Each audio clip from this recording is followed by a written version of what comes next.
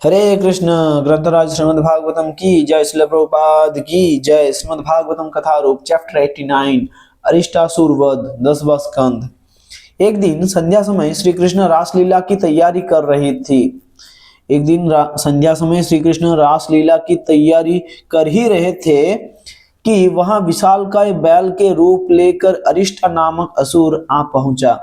उसकी पीठ पर विशाल कुबड़ था।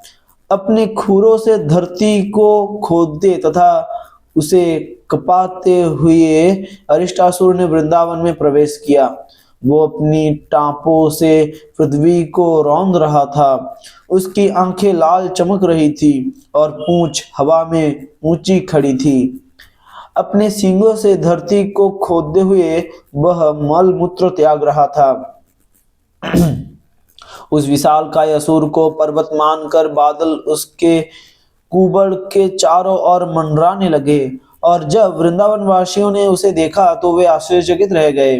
वह इतने भयावह कर्कश स्वर में रंभा रहा था कि कुछ गर्भवती गायों और स्त्रियों के गर्भ गिर गए। भयभीत होकर गाय और बैल चरागाहों की ओर दौड़ने लगे तथा ग्वाले एवं गोपियां कृष्ण कृष्ण चिल्लाते हुए भगवान गोविंद का आश्रय लेने के लिए दौड़े। सब ग्वाल गोपियों को इस प्रकार त्रस्त और भयभीत दौड़ता देखकर श्री कृष्ण ने उन्हें डरो मत कहकर आश्वासन दिया। तब उन्होंने बैल के रूप में आए उस असुर को चुनौती देते हुए कहा, अरे दुष्ट, तू अकारण ही इन ग्वालों गोपियों एवं पशुओं को क्यों आतंकित कर रहा है?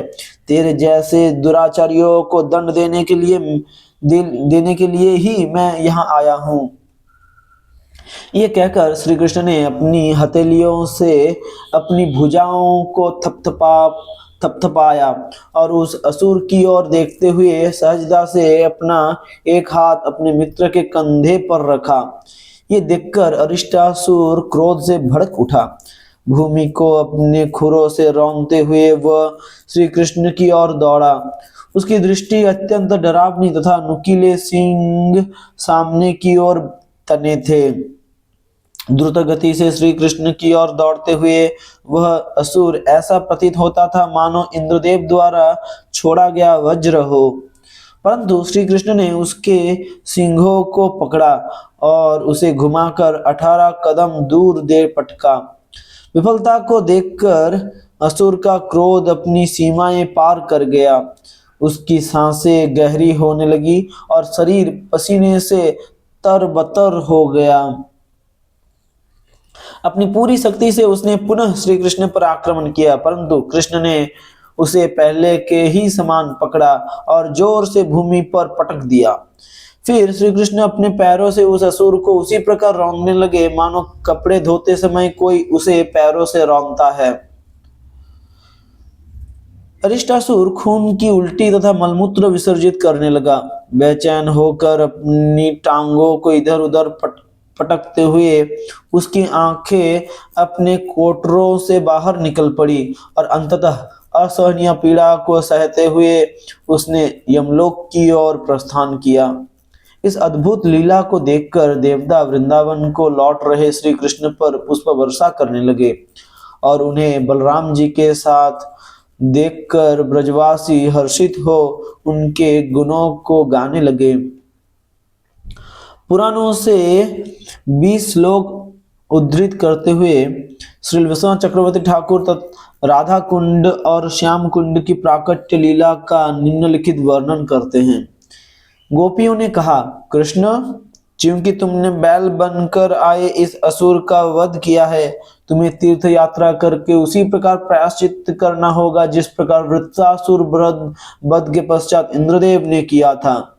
वृत्रासुर वध के पश्चात इंद्रदेव ने किया था। श्री कृष्ण ने उत्तर दिया, मैं भला दुनिया भर में क्यों भ्रमण करूं?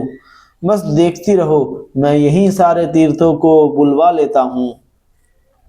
ये कहकर कृष्ण ने अपने पैर की एड़ी से धरती पर ठोकर मारी। देखते देखते समस्त तीर्थ स्थल मूर्तिमान रूप में वहां प्रकट होकर अपना परिचय देने लगे।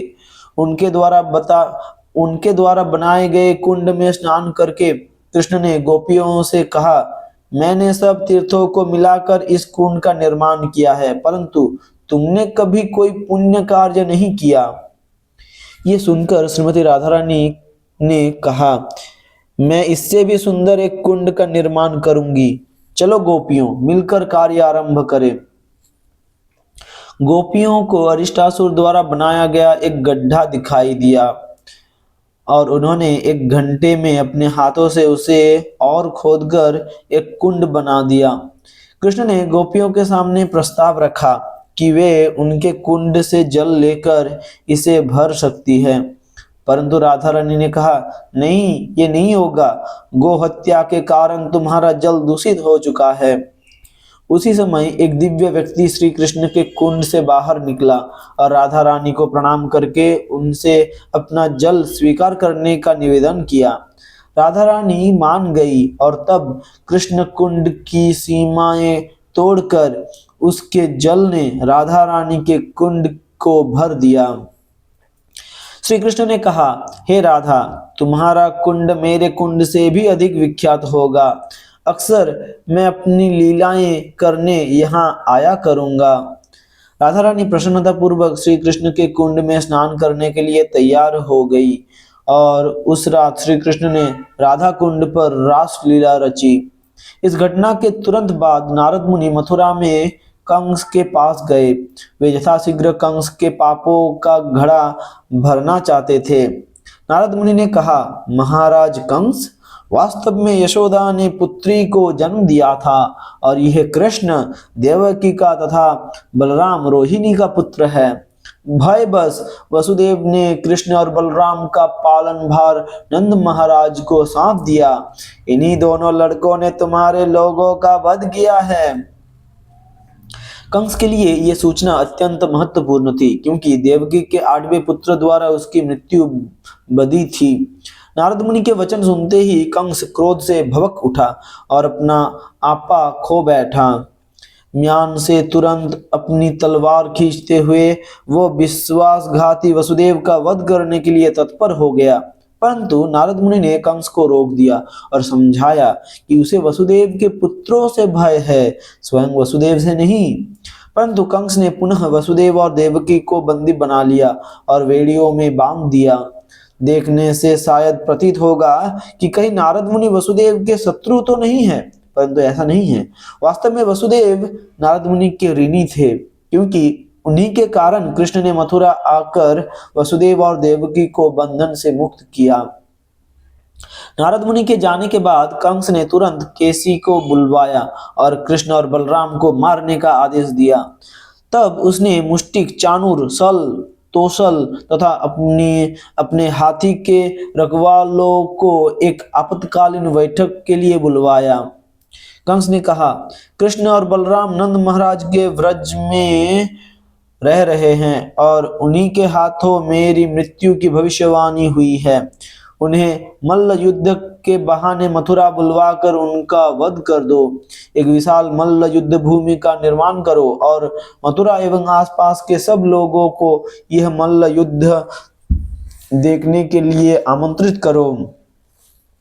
अरे महावत, तुम अपने कुबलयापीड़ हाथी को रंगभूमि के प्रमुख द्वार पर खड़ा रखना और मेरे उन दोनों शत्रुओं को इसके पैरों तले कुचलवा देना।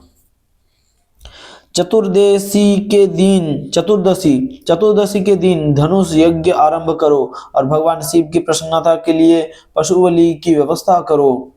तब कंस ने अक्रूर को बुलवा भेजा, जो यदुवंश के अत्यंत प्रमुख सदस्य थे। कूटनीति में प्रवीण कंस ने प्रेम पूर्वक अक्रूर के हाथ को अपने हाथ में लिया और कहा, हे उदार चित्त अक्रूर जी, कृपया मेरा एक काम कीजिए ना। समस्त भोज और वृषनिवंश में आपके समान दयालु अन्य कोई नहीं है। आपने सदैव अपने कर्तव्यों का निर्वाह पूरे उत्तरदायित्व के साथ किया है, इसलिए मैं पूरी तरह आपके ऊपर निर्भर हूँ। कृपया नंद महाराज के व्रज में जाइए, जहाँ अनक दुंदुभि के 2 पुत्र रह रहे हैं। उन्हें बिना विलंब किए अपने साथ लेते आइए। ये देखो, मैंने आपके लिए इस भव्य नवनिर्मित रथ की व्यवस्था की है। कंस ने सोचा कि सरल हृदय वाले अक्रूर नए रथ को देखकर रोमांचित हो जाएंगे, परंतु वास्तव में अक्रूर नए रथ को देखकर इसलिए प्रसन्न थे क्योंकि वे दुष्ट कंस द्वारा उपयोग किए गए रथ पर भगवान कृष्ण और बलराम जी को नहीं लाना चाहते थे।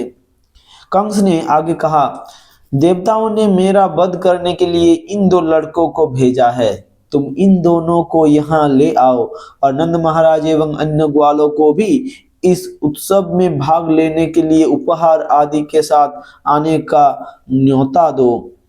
जब कृष्ण बलराम यहाँ आएंगे तो मैं अपने शक्तिशाली हाथी के पैरों तले उन्हें रौंदवा दूंगा, और यदि वे वहां से बच गए तो मेरे पहलवान उन्हें मार डालेंगे। कृष्ण बलराम की मृत्यु के पश्चात मैं वसुदेव और देव उसके वृष्णि भोज तथा दशारह वंश के सब संबंधियों को मौत के घाट उतार दूंगा। मैं अपने पिता उग्रसेन को भी मार दूंगा क्योंकि वे सदैव मेरे राज्य के लोभी बने रहते हैं। मैं उनके भाई देवक तथा अपने अन्य शत्रुओं को भी नष्ट कर दूंगा। इस प्रकार मैं पृथ्वी पर निष्कंटक राज्य करूंगा। हे बंधु, जरासंध, द्विविद, संबर, नरक और बाण मेरे परम हितैषी मित्र हैं। इन सब की सहायता से मैं देवताओं की सहायता करने वाले सारे राजाओं को नष्ट कर दूंगा और अंततः पृथ्वी पर शासन करूंगा। मेरी इस योजना को भली भांति समझकर आप तुरंत कृष्ण एवं बलराम को यहाँ ले आइए। श्री अक्रूर ने कहा, महाराज, आपने अपने शत्रुओं को नष्ट करने की बहुत सुंदर योजना बनाई है, परंतु फिर भी व्यक्ति को सफलता और विफलता में समान रहना चाहिए, क्योंकि अंततः नियति ही प्रत्येक व्यक्ति के प्रयासों को फलीभूत करती है। नियति ही प्रत्येक व्यक्ति के प्रयासों को फलीभूत करती है। सामान्यतया लोग स्वयं को अपनी सफलता का एकमात्र कारण मानते हैं, और यदि नियति उनके प्रयासों को विफल कर देती है फिर भी वे अपनी इच्छाओं को पूरा करने के लिए अड़े रहते हैं। यद्यपि इस समय आपके साथ बिल्कुल यही हो रहा है, फिर भी मैं आपके आदेश का पालन करूंगा। ये कहकर अक्रूर जी अपने घर चले गए और सभा समाप्त करके कंस भी अपने राजभवन लौट आया। हरे कृष्ण।